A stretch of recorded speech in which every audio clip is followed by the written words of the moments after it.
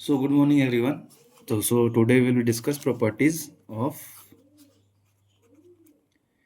union and intersection of sets.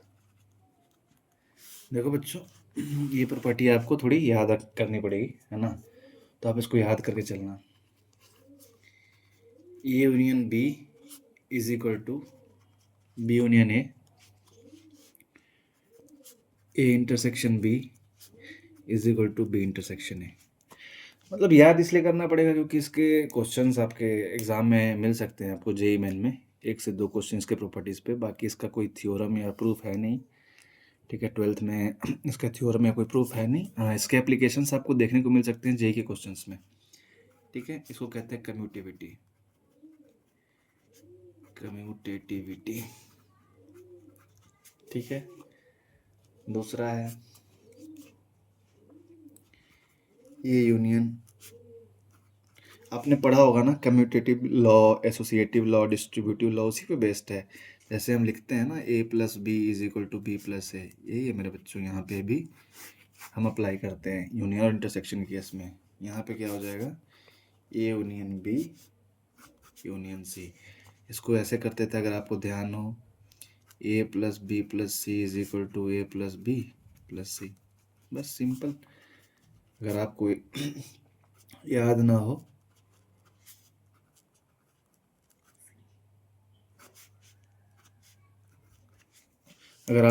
तो इस चीज़ से याद करके रखो, ठीक है? थ्योरी ऑफ कम्यूटेटिविटी और थ्योरी ऑफ एसोसिएटिविटी। कम्यूटेटिव में क्या है कि आपका एडिशन आप रिवर्स कर लोगे, सेम हो जाएगा। सेम एसोसिएटिव में होगा और सेम डिस्ट्रीब्यूटिव में भी होगा बच्चों, ठीक है? ये हो जाएगा एसोसिएटिविटी। चलो, अब हमारा आता है थ्योरी ऑफ डिस्ट्रीब्यूटिविटी पे, ठीक है? वो देखते हैं,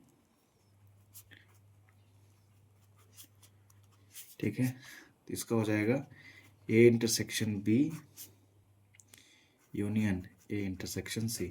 अब बोलोगे सर इससे कैसे याद करें? तो कुछ नहीं है बच्चों, इसमें अपना रॉकेट साइंस है नहीं, ठीक है? ये देखा होगा आपने, A into B plus C, तो हम क्या लिखते हैं, A B plus A C. Similarly बस आपने ध्यान का रखना है, यहाँ पे साइन चेंज हो जाएगा, है ना? यूनियन हो जाएगा, बाकी दोनों में इनवर्स चलेगा। सिमिलरली ऐसे ही आपका ये लगा लो, ठीक है?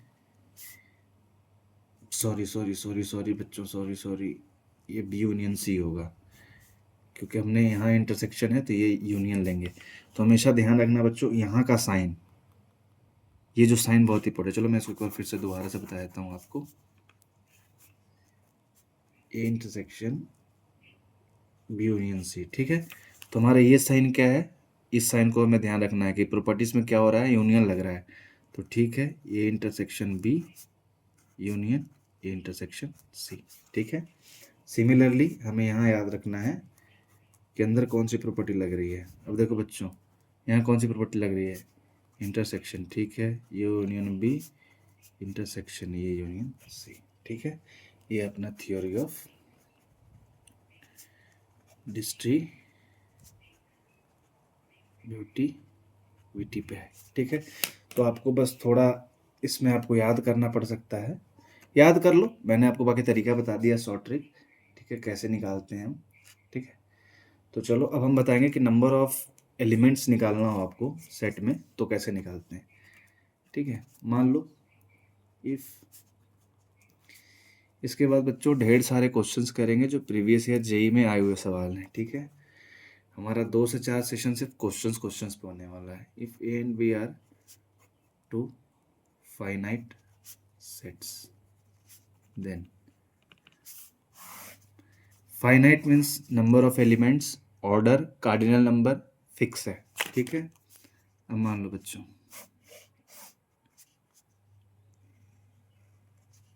एक सेट ए है, एक सेट बी है। बच्चों अब इसमें तो कंफ्यूज नहीं होगी, ये वेन डायग्राम है, diagram which shows the relationship between sets. ये हमारा यूनिवर्सल सेट है रेक्टेंगल से, और ये हमारे सबसेट हैं, ठीक है? सर्कल से रिप्रेजेंट करते हैं। 2 सेट है, ए और बी है, ठीक है मेरे बच्चों? अब मान लो कि number of elements in A क्या है, ए प्लस बी है, ठीक है। और number of elements in B क्या है, बी प्लस सी है, ठीक है। ये नंबर ऑफ एलिमेंट्स है। अब हमें निकालना है बच्चों number of elements in A plus number of elements in B. तो आप क्या लिखोगे, A plus B plus C, ठीक है। अब एक बात बताओ, ये बी और सी हो गया, ठीक है। अब आप बोल सकते हो कि सर, तो आप बोल सकते हो सर कि N A plus N B is equal to, आपने इन दोनों को जोड़ दिया और एन बी में क्या हो जाएगा, बी प्लस सी ऐड हो जाएगा, ठीक है। अब इसको एक काम करो, ए प्लस बी प्लस सी को आगे निकाल दो प्लस बी।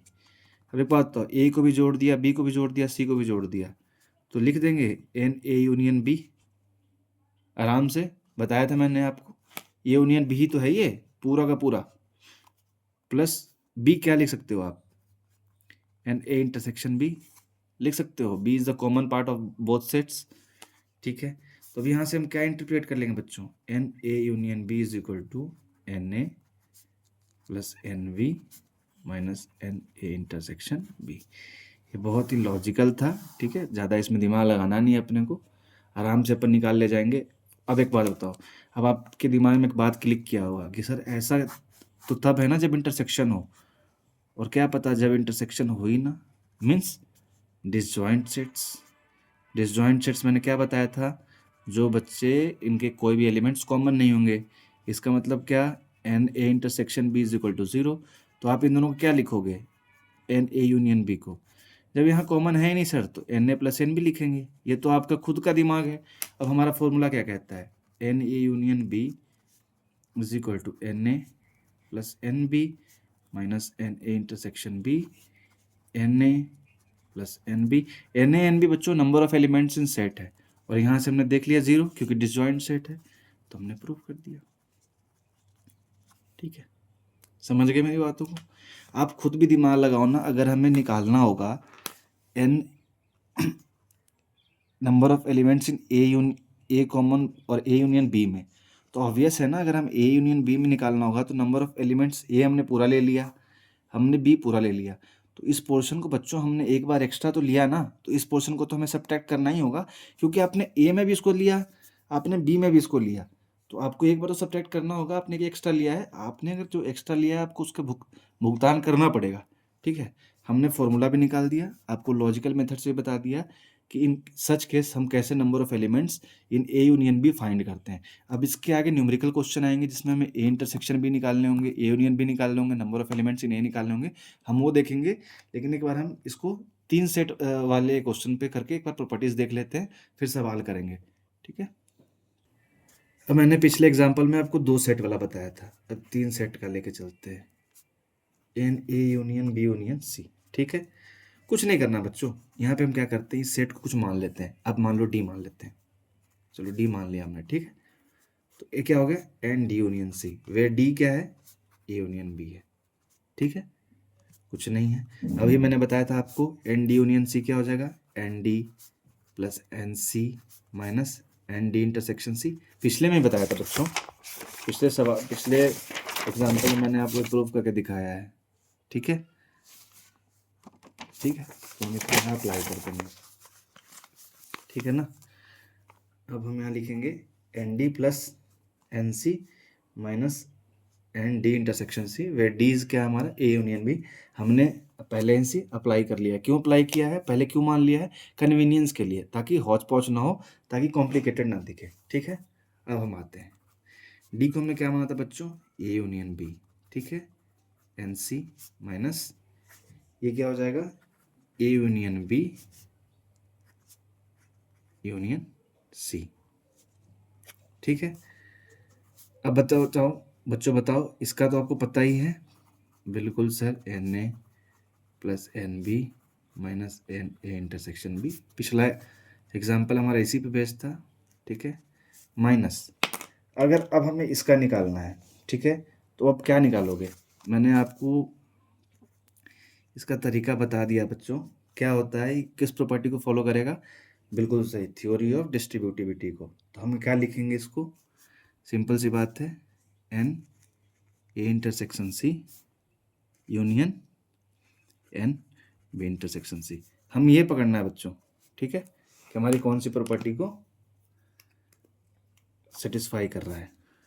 चलो अब इसको लिखते हैं, N A plus N B plus N C minus N A intersection B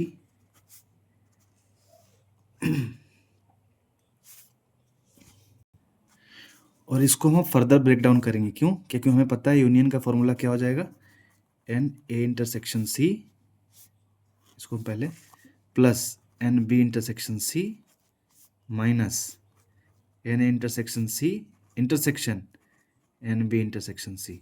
ठीक है, मुझे पता है थोड़ा कॉम्प्लिकेटेड हो गया, कुछ नहीं, आप इसको ए मान लो, इसको बी मान लो, A union B, A n A plus N B minus A intersection B. अब एक बात बताओ बच्चों, आपके कॉम्प्लिकेसी को ज़्यादा बढ़ाते नहीं है, ए इंटरसेक्शन सी कौन सा एरिया हो जाएगा हमारा, ए इंटरसेक्शन सी ये वाला एरिया हो जाएगा, है ना। और फिर कह रहा है बी इंटरसेक्शन सी कौन सा एरिया हो जाएगा, ये हो जाएगा हमारा। अब इन दोनों का पहले इसको सिंप्लीफाई करो, N B plus N C minus A intersection B minus A intersection C minus B intersection C, और ये माइनस माइनस प्लस हो जाएगा। अब बताओ आप, ए इंटरसेक्शन सी और बी इंटरसेक्शन सी, और इन दोनों का क्या मांग रहा है, तो यहाँ से हम ये निकाल लेंगे, N A intersection B intersection C. ठीक है, तो हमें इसका फॉर्मूला याद रखना है मेरे बच्चों, N A union B union C is equal to N A plus N B plus N C minus A intersection B minus B intersection C minus C intersection A plus N A intersection B intersection C. एक formula आपका ये हो गया जो important है। ठीक है, दूसरा N A union B is equal to N A plus N B minus A intersection B. अब क्या करेंगे, हम इस पे जितने भी प्रीवियस ईयर जेई के सवाल हैं आए हुए वो हम सवाल करेंगे। ठीक है, तो हमने बच्चों अभी दो प्रॉपर्टीज देखे थे। ठीक है, प्रॉपर्टीज कम्यूटेटिव, एसोसिएटिव और डिस्ट्रीब्यूटिव। उसके बाद हमने उसके क्या क्या इंटरप्रिटेशन निकाले, एन ए यूनियन बी का, फिर N A union B union C का। ठीक है, अब उसको अप्लाई करके हम जेईई मेंस ऑनलाइन 2020 का एक क्वेश्चन देखेंगे और उसको अप्लाई करेंगे। अब जैसे देखो, इसका सॉल्यूशन अगर हमें निकालना हो, क्या कहता है, x इज इक्वल टू, ये क्या है बच्चों, प्रॉपर्टी मेथड है, n where n belongs to, ये किसका साइन है, बिलोंग्स टू का। ठीक है, हमने बता दिया था पहले आपको, n कहाँ से कहाँ है, 1 से 50, और n क्या है आपका, नेचुरल नंबर है, n इज नेचुरल नंबर। तो हम x में क्या लिख सकते हैं, 1 से 2 से 3 से जितने भी काउंटिंग नंबर हैं। ठीक है, सही है बच्चों। अगर हमें कोई बोले number of elements in set x 50 लिख देंगे। ठीक है, ए की बात करो बच्चों, ए इज, इसका क्या, एन क्या है, इसका एलिमेंट है, वो बिलोंग करता है एक्स को, बिलोंग करता है एक्स को बच्चों, एक्स हमारा ये है। Where N is a multiple of 2, तो क्या लिखोगे बच्चों, 2 का मल्टीपल है 2, 4, 6 ऐसे ऐसे 50 तक। अगर हमें बच्चों लिखना होगा इसमें एन ए, कितना लिखोगे, 2 से 50 कितने हो गए, 25 एलिमेंट्स हो गए ना, क्योंकि 50 का आधा हो जाएगा 2। अब आते हैं बच्चों, हम बी पे आते हैं। बी भी क्या कह रहा है, N is the element belongs to X, ये भी इसको एक्स को बिलोंग करता है। Where N is a multiple of 7, चलो ठीक है, 7, 14, 21, 28, 35, 42 और 49 कितने हो गए, 1, 2, 3, 4, 5, 6, 7। तो हम लिख सकते हैं बच्चों N B is equal to 7। अब आप एक चीज़ ऑब्जर्व करो, इन दोनों को प्रॉपर्टी मेथड में ये दोनों एक्स को बिलोंग करते हैं और एक्स में सबसे ज़्यादा एलिमेंट्स हैं, तो हम ये तो आराम से यहाँ से इंटरप्रेट कर सकते हैं कि भैया एक्स हमारा यूनिवर्सल सेट है। हाँ सर, क्योंकि दोनों बिलोंग कर रहे हैं। अब एक सेट ए हमारे पास, ठीक है, उसके बाद क्या कह रहा है, एक सेट बी भी है। अब एक बात होता बच्चों, ऐसे एलिमेंट्स हैं क्या जो ए में भी हैं और बी में भी हैं, बिल्कुल हैं, 14 ए में भी आएंगे, 28 ए में भी आएंगे, तो कुछ तो कॉमन रीजन भी होंगे। ये हमारे हो गए ए, ये हमारे हो गए बी।